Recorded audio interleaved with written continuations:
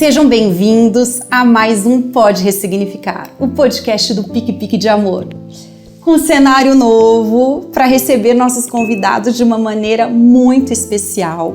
Agora com televisão, onde eu vou poder entrevistar pessoas no Brasil inteiro que tenham histórias bonitas, que a gente pode sim contar para outra pessoa e ajudá-la. No episódio de hoje, quem está comigo é uma mulher forte, incrível, uma pessoa que tem uma história de ressignificações. Comigo ao meu lado, Marcela Mendonça. A Marcela tem 39 anos, é mãe da Luísa, que tem 9 anos, o Arthur, que é um anjo, e o Bruninho, de 5 anos. Má, muito obrigada pela sua presença aqui. Eu me sinto muito honrada de ter você ao meu lado para a gente poder falar de ressignificações e principalmente de inclusão. Eu que agradeço, viu, Pri? Eu fiquei até com a voz embargada, falando da história, né? A gente vê outra pessoa falar, a gente fala assim, nossa, passei por tudo isso. Passei de conta, né? E a gente vai seguindo, sobreviver. né? Isso aí, a vida é assim, né? A gente passa, respira e segue, né? E segue um dia de cada vez. De cada vez, exatamente. Aos 11 anos de idade, a Má perdeu os pais em um acidente de carro. Ela foi morar com os avós até os 18 anos. Essa foi a primeira ressignificação. Você precisou amadurecer muito nova, né, Má? Foi, Pri, foi muito nova, né? Com 11 anos foi assim um baque, né? Porque meu pai e minha mãe era tipo, assim, coruja mesmo, né? Aqueles que põem embaixo das asas, né? E foi bem difícil. E aí eu lembro como se fosse hoje o dia, assim, sabe? De tão marcante que foi, porque foi assim, quando é uma tragédia a gente marca muito, né? E eu lembro assim, a assistente social chegando no hospital e falando assim, olha, você vai ter que ser forte, né? E eu usei aquela frase diferente do que ela falou pra mim. Eu falei assim, não, eu não vou ser forte, eu vou estar forte. Aos 11 anos? Aos 11 anos, porque eu falei, eu vou estar forte, porque eu também vou me permitir ser fraca. Porque é isso que a vida é, né? A gente permite ser forte, e um dia a gente é fraco, mas a gente levanta e segue, né? Então é isso, um dia de cada vez. Aos 11 anos. Isso. Não é fácil. Não é fácil, né? Não deve ser, porque como eu perdi aos 40, já não foi fácil. Pai e mãe é uma coisa, principalmente quando você ama, né? Eu acho que o amor, independente da idade. Não tem, Não tem limites, né? Não tem. Não. Vamos falar agora do segundo processo de ressignificação. A Má engravidou do Arthur, uma gravidez normal que corria perfeitamente, só que ela teve um descolamento de placenta. E ela acabou perdendo o Arthur. Seu segundo processo de ressignificação. Meu segundo processo, Pri. Foi uma perda gestacional, já no final mesmo, né, Má? Eu tava com 36 semanas e 5 dias, estava ter o neném. Aguardando a todo momento o Arthur, né? Assim, em qualquer momento ele ia nascer e a gente já tinha se preparado, tinha quarto, já tinha mala da maternidade, tinha tudo pronto, né? Assim, sonhos, né? Enfim, que iria fazer com ele, né, tudo assim, né, a irmãzinha esperando, né, ela era novinha, mas já esperava, né, a família toda aguardando, e foi um baque, né, porque, né, mãe, né, acho que mãe não deveria perder filho, né, independente, né, da idade, assim, se nasceu, não nasceu, enfim, e foi bem difícil mesmo, assim, sabe, eu falo que nessa eu cheguei a chegar no fundo do poço, assim, sabe? Cheguei. Porque, nossa, eu chorava muito. E você chegar em casa, né, de barriga vazia, com os peitos cheios de leite, né? Com a mala da maternidade e o quarto vazio, né? Então foi, assim, horrível, né? Meu marido teve que enterrar o Arthur sozinho, porque eu tava muito mal pelo descolamento que a gente teve, eu tive, né, descolamento de placenta, e então eu fiquei mal. E aí eu fiquei no hospital, não consegui no enterro, meu marido teve que enterrar ele sozinho, foi muito difícil pros dois, sabe? Foi bem difícil mesmo. O trabalho social nessa época te ajudou, né? Muito, Porque você passou também por processos assim como síndrome do pânico, sim, tive. Né? Fobia social. Muito, porque assim, eu saí e as pessoas perguntavam, né? Assim, e aí, nasceu, né? Porque eu já tava no fim, né? E aí, eu vou te visitar. Aí eu contava para as pessoas e as pessoas começavam a chorar. Aí no fim eu tava consolando as pessoas. Mas no começo eu tinha fobia, assim, de sair, sabe? De ir em festinha, de ver grávida. Porque eu não tive a finalização, né? Então, assim, eu via grávida, eu me via. Falei, nossa, e agora? Eu ganhei, mas não tenho meu filho, né? Então, assim, eu tive muitos altos e baixos. Mas, assim, o que realmente me levantou foi fazer trabalho social. E também exercício físico. Exercício físico. Sim, te ajudou bastante. Muito. Eu falo que quando a gente se cuida, né, se olha, né, a gente cresce, né? Então, assim, correr, eu ia pra academia, eu fazia yoga, sabe, para poder conseguir me conhecer mais e até ver, eu falo, agora eu tô bem, não tô, né? Preciso melhorar nisso, né? E que trabalho social você desenvolveu nessa época? Aí eu ia em um local ajudar a fazer comida para as pessoas carentes, né? Então todo dia eu ia e lá eles faziam para 300 famílias todos os dias alimentação. E eu acho que olhar a dor do outro não é que consola a gente, né? Mas a gente vê que a gente também não tá sozinho, que todo mundo tem problema, né? E todo mundo tem as suas dificuldades na vida, né? E não era só eu que naquele momento estava passando por uma dificuldade, tinham inúmeras pessoas naquele momento que estavam precisando de ajuda, né?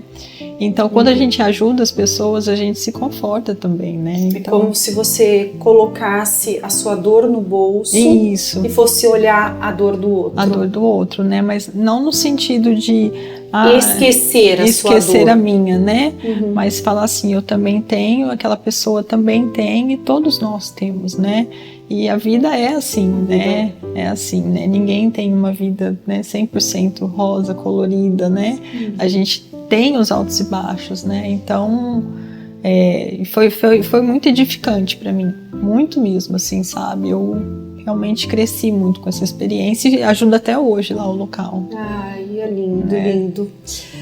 Mas faltava alguém, né?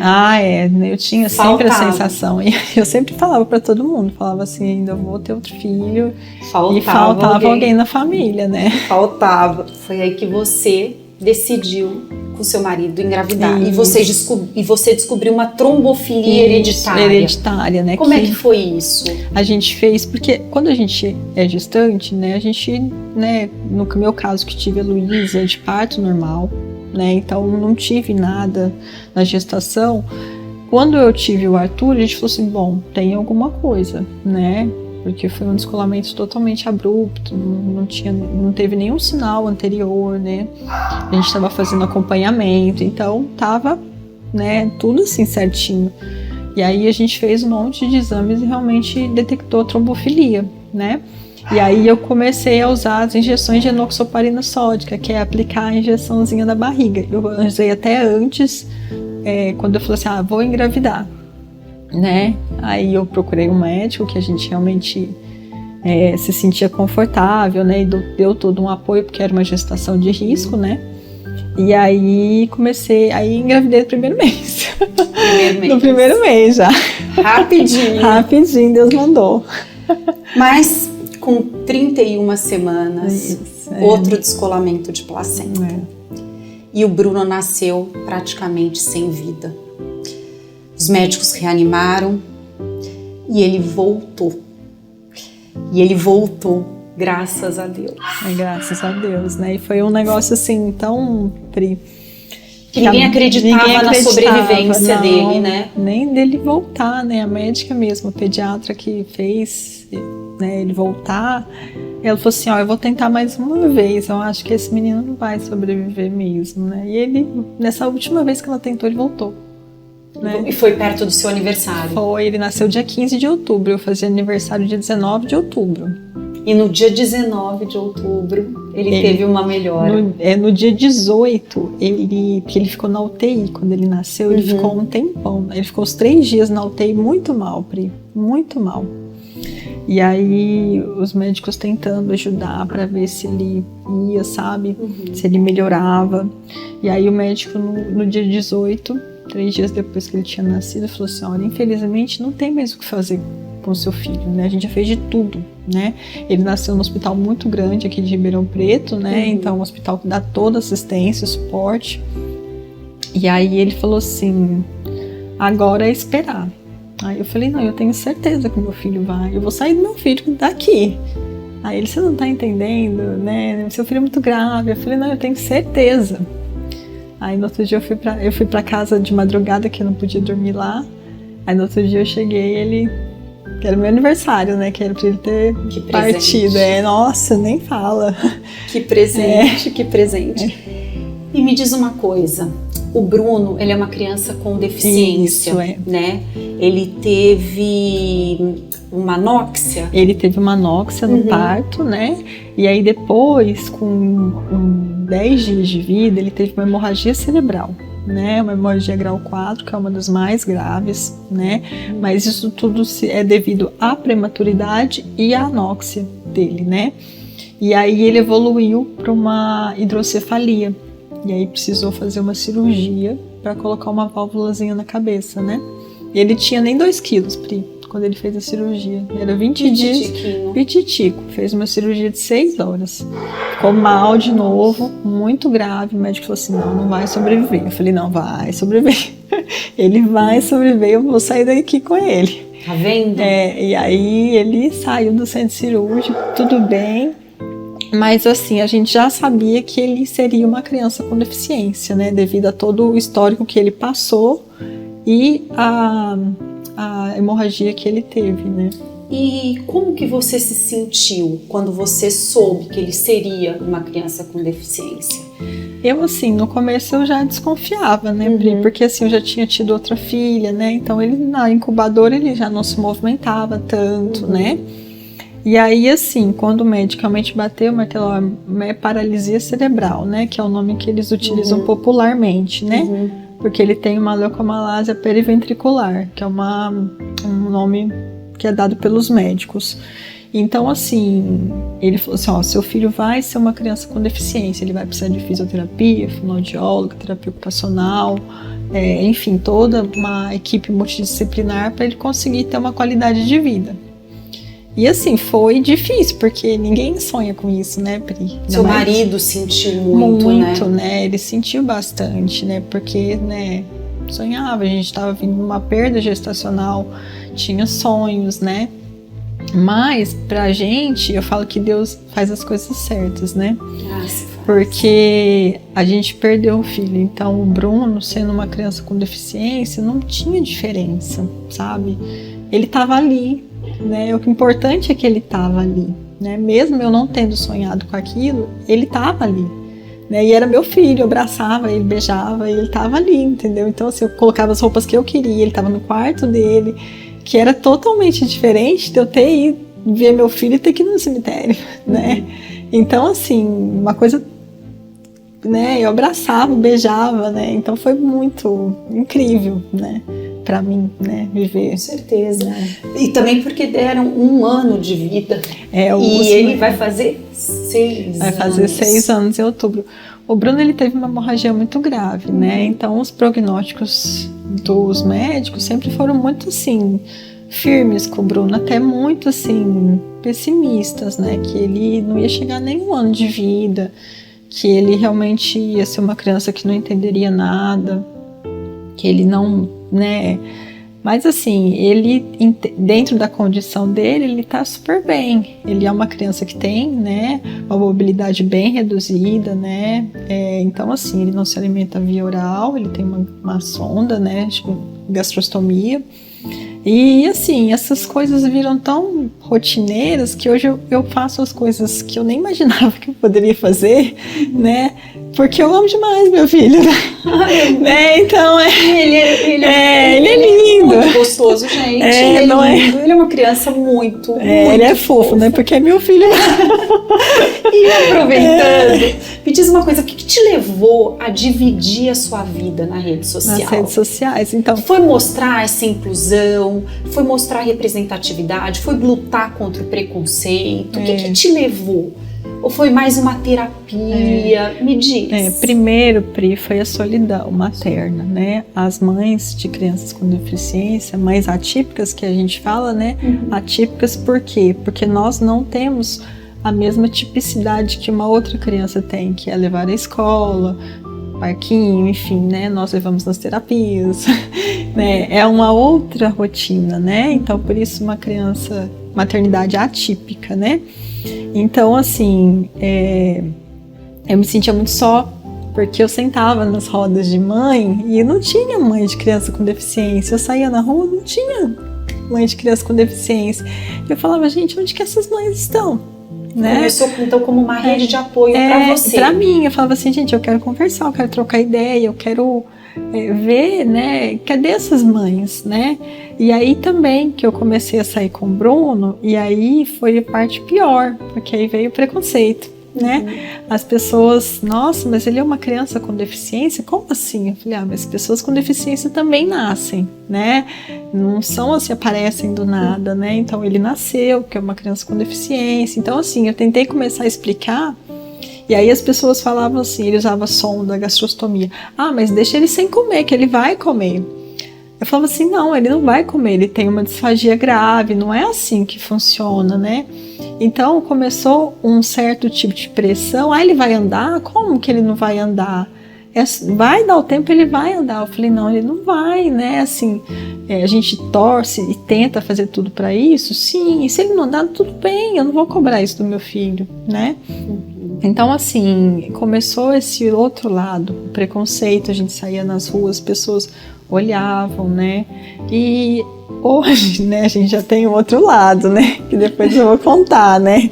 Mas foi para isso, então, assim, e também mostrar que o meu filho, nós somos uma família como qualquer outra, com né? certeza. E a gente quer ser incluído no mundo, né? Assim, as pessoas têm que começar a ver que nós somos como qualquer outro. A gente passeia, vai em restaurante, vai em shopping, né?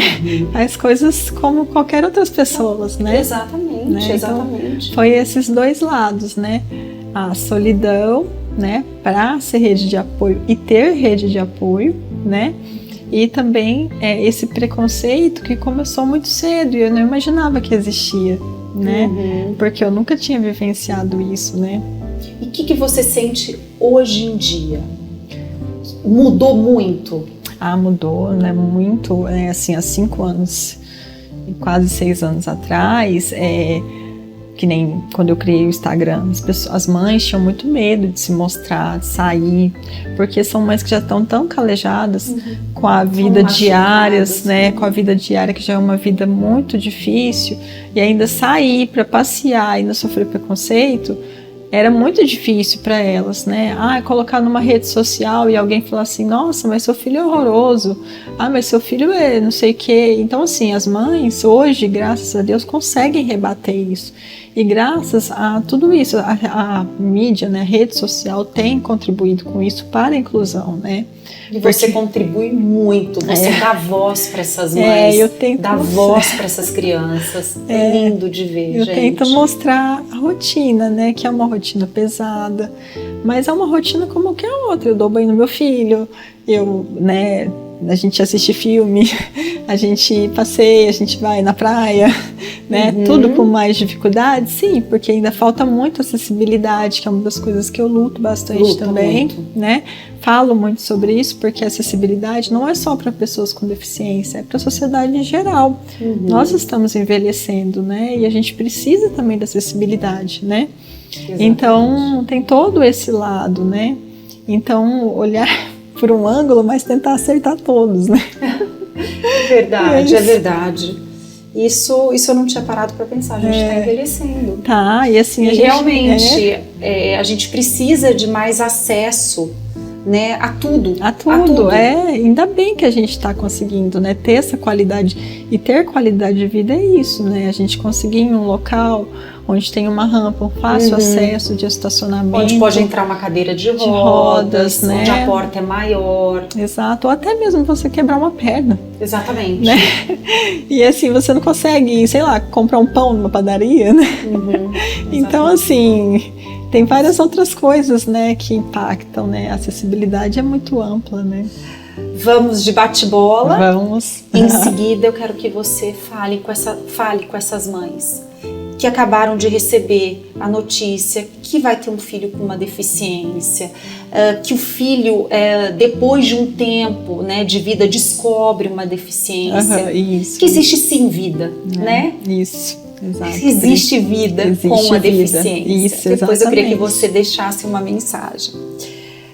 Vamos de bate-bola. Vamos. Eu vou falar uma palavra e a primeira que vier na sua cabeça. Luísa. Luz. Arthur. Assim, resignificação. Bruno. Amor. Resiliência. Minha vida. Ressignificação.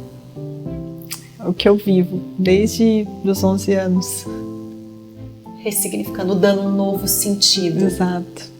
Trazendo, tentando não sofrer, mas tentando trazer mais leveza para situações exatamente. Difíceis. Seguindo, me sentindo forte, mas às vezes fraca também, e me permitindo sempre, a todo momento. Perfeito, Má. Que você fala para essas mãezinhas? Bom, o que eu tenho só a falar é que, assim, existe vida, né? Eu, como mãe de uma criança com deficiência, eu nunca tinha convivido com uma criança com deficiência antes. E eu vou emocionar. E eu falo assim, que Deus faz as coisas certas, né? Eu tive que perder um filho para ver que o Bruno é o meu presente de Deus. É um presente incrível que eu recebi, eu aprendo todos os dias com ele, todos os dias. Eu aprendo a dar o amor além do que eu tenho e receber o amor dele do jeitinho dele. E para essa família, porque a gente fala das mães, né? Mas eu tenho muitos pais que me seguem. Pais, né? Familiares, né? Muitos avós que ficam assim e lutam pelos netos. E eu falo hoje que eu falava só para as mães, eu falo que hoje eu falo para todo mundo, pai, mãe, avó, tia, irmã. Hoje tem muitos irmãos de crianças com deficiência também falando sobre a vida, né, com eles. E é que nem a gente falou, existe vida, é uma vida linda. Tem os altos e baixos, como todas as outras pessoas, né? E a gente segue cheio de amor, lutando. A gente luta muito, acaba a gente tornando a guerreira, né? Eu nem gosto muito dessa nomenclatura, mas a gente luta tanto, né? Mas eu luto todos os dias pelo meu filho para que ele tenha uma qualidade de vida boa, né? Mesmo que as pessoas achem que não é. Mas meu filho vive muito bem. E rodeado de amor. Que é o que mais importa. Muito amor. Má, muito obrigada pela sua presença, Pri. viu? Eu agradeço mesmo. Ficaria a noite inteira aqui falando. Batendo papo. Adorei. Eu também adorei. A gente vai conversar muito, muito ainda sobre inclusão, sobre diversidade. Isso, que precisar, pode representatividade. Isso a gente vai bater muito firme. Que é o que você fez, né, com a turminha do Pique, né, que eu acho incrível, que é o que as pessoas têm que começar a visualizar. Todos nós somos diferentes. Todos. Nós somos diversos, plurais, né? Então, assim, a gente tem que achar e parar de, todos somos iguais, somos diferentes e ainda bem. Porque se todos fossem iguais, né, ia ser tão chato, né? Verdade. Não, ainda bem que somos diferentes. Porque a gente aprende com isso, né? E a turminha a gente tem, né? Personagens. Muitos, né? Muitos. Obrigada. Eu que agradeço, viu, Pri? E se vocês quiserem acompanhar, amar a vida dessa família fofa, gostosa, @umavidaespecial. Eu fico por aqui. e até o nosso próximo Pode Ressignificar.